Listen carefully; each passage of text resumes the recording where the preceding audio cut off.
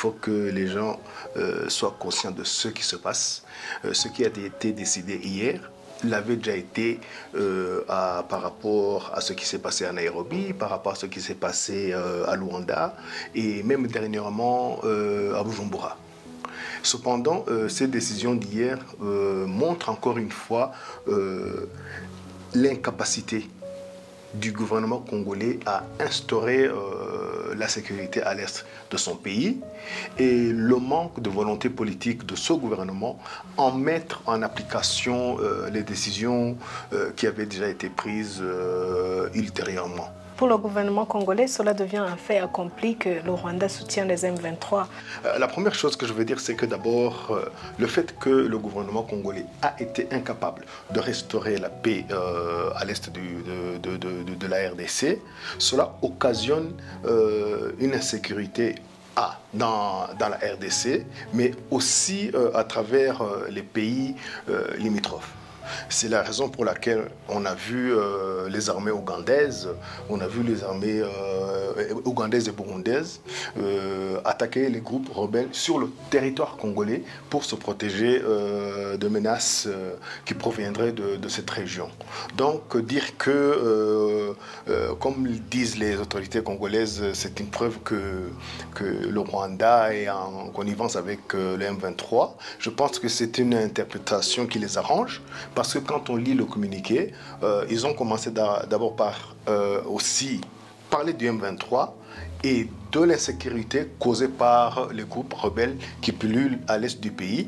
Et même dans leurs décisions, ils ont bien nommé les FDLR, ils ont nommé les Red Tabara, ils ont nommé les ADF, pour montrer que non, ce n'est pas seulement un seul mouvement, ce n'est pas seulement un seul groupe, mais plusieurs groupes, on parle de 100, de plus de 130, qui pullulent à l'est du pays, mais qui doivent être combattus.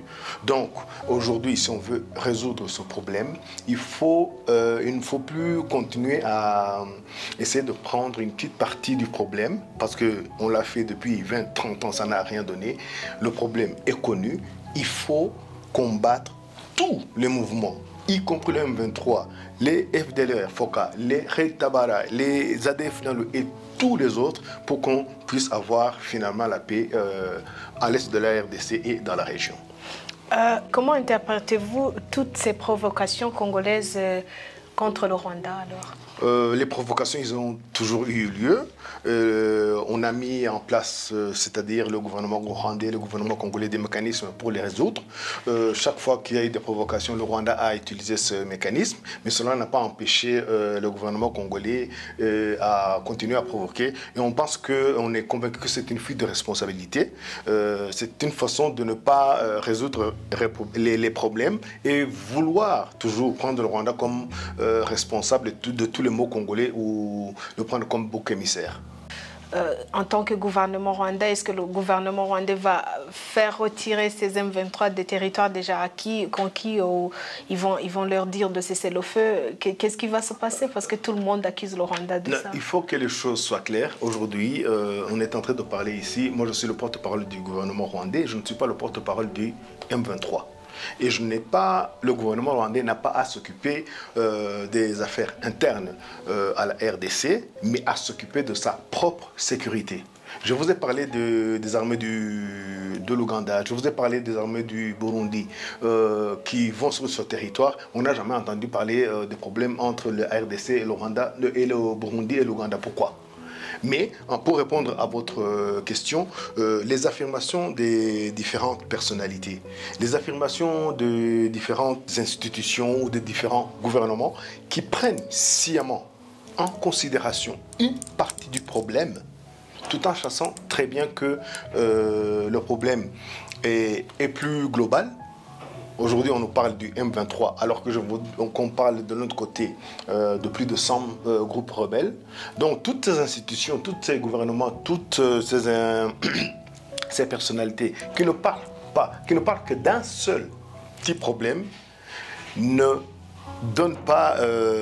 participent pas à la recherche véritable d'une solution durable et définitive. Malheureusement, le problème est connu. C'est d'en finir avec tous les groupes armés sans exception. Alors si on continue à parler seulement du M23, je crois que les personnes qui agissent de la sorte vont prendre la responsabilité s'il y a encore un échec. Tout le monde connaît le problème, tout le monde maintenant doit parler franchement et participer à la résolution de ces problèmes d'insécurité causés par plus d'une centaine de groupes rebelles, pas par le M23 seulement. Et l'absence du président Paul Kagame est interprétée différemment par les diplomates et certains observateurs de la région. Quel est votre propos à Ce cela? qui devrait être interprété aurait été l'absence du Rwanda. Le Rwanda était représenté.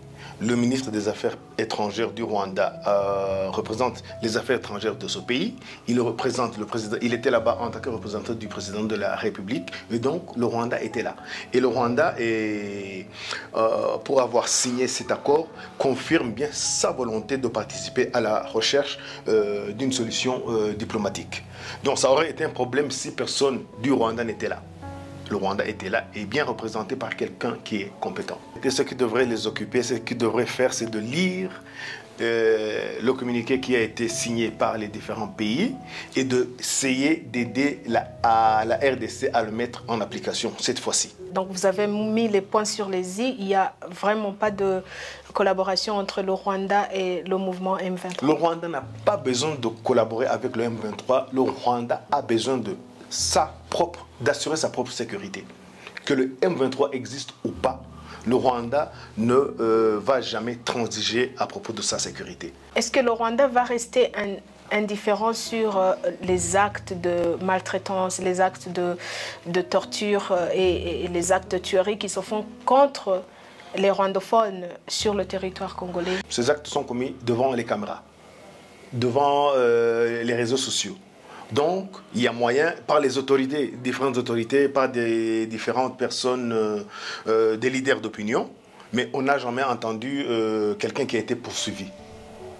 Donc, ça sert à quoi de condamner et de ne pas poursuivre des gens qui ont appelé à la haine, à des tueries, sans même se cacher?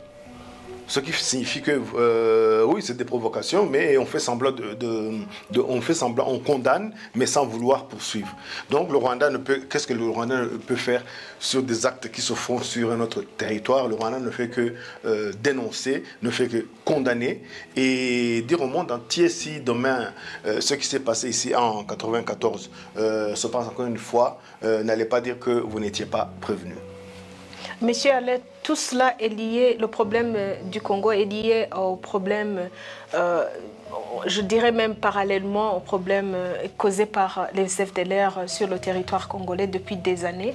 Qu'est-ce que le Rwanda prévoit faire à propos de cela? Parce que cela est en train de toucher aux gens qui ont été péris, dont les familles ont été péries pendant le génocide de 1994 et ils ont peur que ça peut redégénérer. Non, le Rwanda, comme je vous ai dit, c'est un problème interne à la RDC, mais le Rwanda ne croise pas les bras. Je peux par exemple vous parler d'une réunion qui s'est tenue ici il y a quelques mois, je crois que c'était au mois de mai, au mois de juin de cette année, où le ministre des Affaires étrangères, en réunion avec tous les ambassadeurs présents ici à Kigali, ils ont parlé de ce problème et des images ont été diffusées et transmises à ces ambassadeurs pour leur dire voilà ce qui se passe aujourd'hui. Aujourd'hui, ça continue et je suppose que chaque fois que l'occasion se présente, le Rwanda en parle.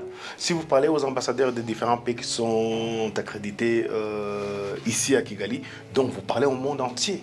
Ce que le Rwanda peut faire, donc, comme je l'ai dit, c'est dénoncer, c'est renseigner et dire faites attention, voilà ce qui se passe. Si demain il y a pire, n'allez pas dire que vous n'étiez pas prévenu. Parce que le Rwanda ne peut pas traverser les frontières pour aller résoudre les problèmes qui se passent dans un autre pays, mais quand même nous avons la capacité et la volonté de dénoncer parce que ça se passe au vu aussi de tout le monde.